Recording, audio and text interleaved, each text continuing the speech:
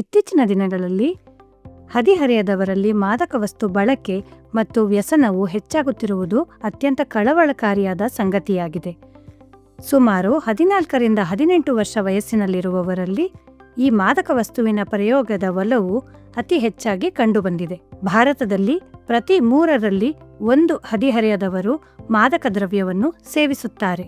ನಮಸ್ಕಾರ, ನನ್ನ ಹೆಸರು ಡಾಕ್ಟರ್ ಲತಾ. ನಾನು ನಿಮ್ಹಾನ್ಸ್ನ ಮಾನಸಿಕ ಆರೋಗ್ಯ ಶಿಕ್ಷಣ ವಿಭಾಗದ ಅಸೋಸಿಯೇಟ್ ಪ್ರೊಫೆಸರ್ ಆಗಿ ಕಾರ್ಯನಿರ್ವಹಿಸುತ್ತಿದ್ದೇನೆ.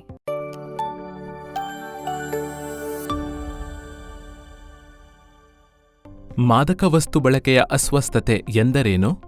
ಜನರು ನಿಯಮಿತವಾಗಿ ಮಾದಕ ವಸ್ತು ಬಳಕೆಯನ್ನು ಮಾಡುವುದರಿಂದ ಮೆದುಳಿನ ಮೇಲೆ ಹಲವಾರು ಬದಲಾವಣೆಗಳನ್ನು ಉಂಟುಮಾಡುತ್ತದೆ. ಈ ಬದಲಾವಣೆಗಳನ್ನು ನಾವು ಮಾದಕ ವಸ್ತು ಅಸ್ವಸ್ಥತೆ ಎಂದು ಕರೆಯುತ್ತೇವೆ. ಈ ಅಸ್ವಸ್ಥತೆಯಲ್ಲಿ ಹಲವಾರು ಲಕ್ಷಣಗಳಿದೆ.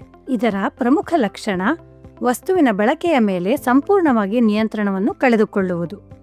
ವಸ್ತುವಿನ ಆರಂಭ, ಮುಂದುವರಿಕೆ ಮತ್ತು ಬಳಕೆ ಇವೆಲ್ಲವುದರನ್ನು ನಿಯಂತ್ರಿಸುವಲ್ಲಿ ಅವರು ವಿಫಲರಾಗಿರುತ್ತಾರೆ. ನಂತರ ಅವರು ವಸ್ತುವಿನ ಬಗ್ಗೆ ಸೇಲಿಯನ್ಸ್ ಅಥವಾ ಪ್ರಾಮುಖ್ಯತೆಯನ್ನು ಬೆಳೆಸಿಕೊಳ್ಳುತ್ತಾರೆ.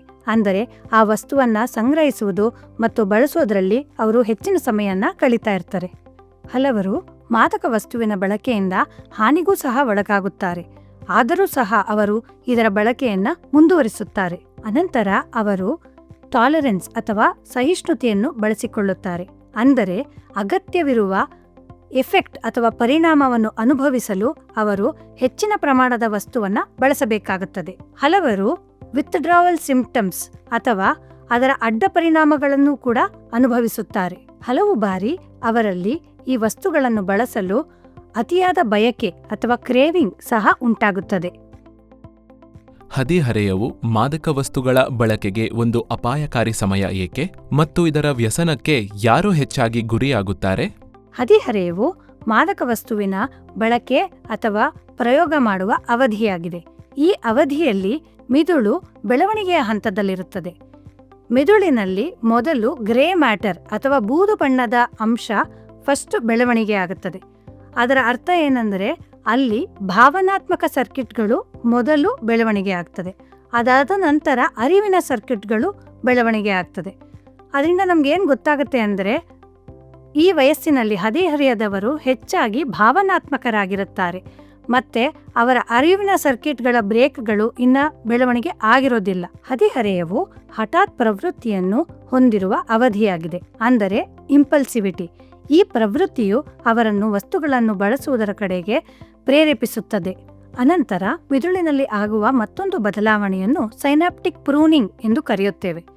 ಅಂದರೆ ಉದಾಹರಣೆಗೆ, ನಿಮಗೆ ಯಾವ ವಿಷಯದಲ್ಲಿ ಹೆಚ್ಚಿನ ಆಸಕ್ತಿ ಇದೆಯೋ, ಕಲೆ ಇರ್ಬೋದು ಅಥವಾ ಕ್ರೀಡೆ ಇರ್ಬೋದು ಅಥವಾ ಟೆಕ್ನಾಲಜಿ ಇರ್ಬೋದು, ಸೊ ನಿಮ್ಮ ಮೆದುಳು ಆ ಭಾಗವನ್ನ ಬಲವಾಗಿಸುತ್ತಾ ಹೋಗುತ್ತದೆ. ಆದ್ದರಿಂದ ಈ ಸಮಯದಲ್ಲಿ ವಸ್ತುಗಳನ್ನು ಪ್ರಾರಂಭಿಸಿದಲ್ಲಿ ಅದರ ನೆನಪುಗಳು ದೀರ್ಘಕಾಲೀನವಾಗಿ ಉಳಿದುಕೊಳ್ಳಬಹುದು ಮತ್ತು ಅವರು ವ್ಯಸನಕ್ಕೆ ಒಳಗಾಗುವುದರ ಚಾನ್ಸಸ್ ಕೂಡ ಹೆಚ್ಚಾಗಬಹುದು.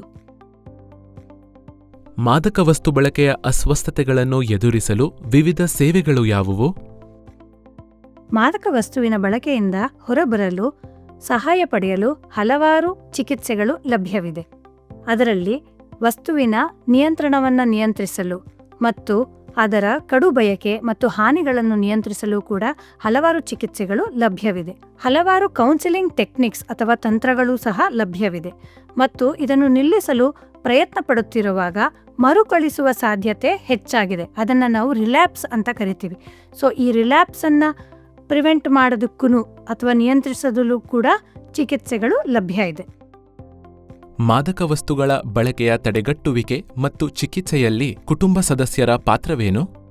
ಮನೆಯವರಲ್ಲಿ ಮಾದಕ ವಸ್ತುವಿನ ಬಳಕೆಯನ್ನು ಪತ್ತೆ ಹಚ್ಚಿದಾಗ ಮನೆಯವರು ಅವರು ಅದನ್ನು ಏಕೆ ಬಳಸುತ್ತಿದ್ದಾರೆ ಮತ್ತು ಅದಕ್ಕೆ ಕಾರಣ ಏನು ಎಂದು ತಿಳಿದುಕೊಳ್ಳುವುದು ಬಹಳ ಮುಖ್ಯ. ಉದಾಹರಣೆಗೆ, ಅದು ಆತಂಕಕ್ಕೆ ಸಂಬಂಧಿಸಿದ್ದಿರಬಹುದು ಅಥವಾ ಒತ್ತಡವನ್ನು ನಿರ್ವಹಿಸಲು ಇರಬಹುದು ಅಥವಾ ಕೆಲವೊಮ್ಮೆ ಬೆದರಿಸುವಿಕೆಯೂ ಕೂಡ ಸಂಬಂಧಪಟ್ಟಿರಬಹುದು.